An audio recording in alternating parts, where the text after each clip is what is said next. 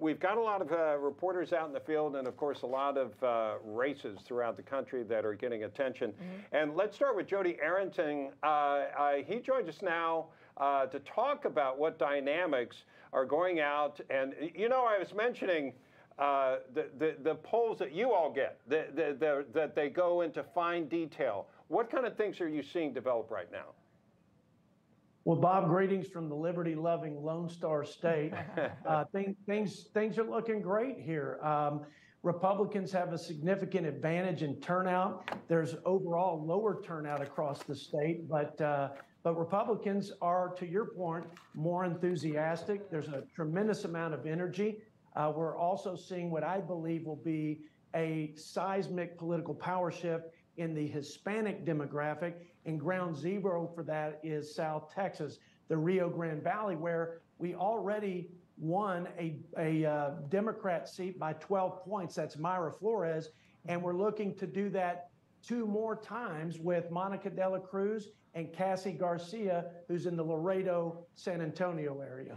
Now, you are seeking a 4th term in Congress. You don't have any Democrat running against you, but there is an independent running against you. In terms of, you know, the different issues that Democrats are focusing on, what are constituents saying to you about that? Because the issues are just completely different. When you take a look at a Republican like yourself, it's all about the economy, inflation, crime, the border, but yet you have, you know, the Democrats talking about anything but.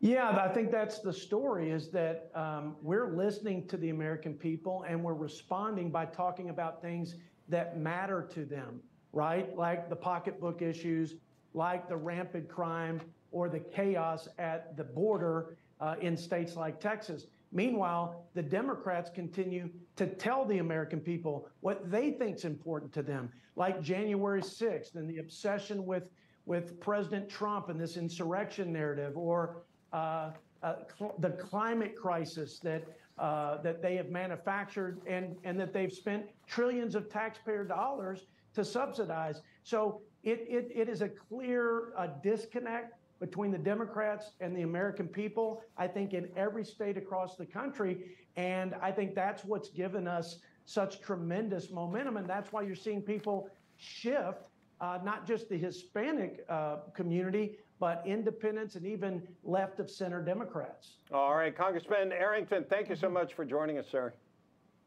Thank you, guys. God bless.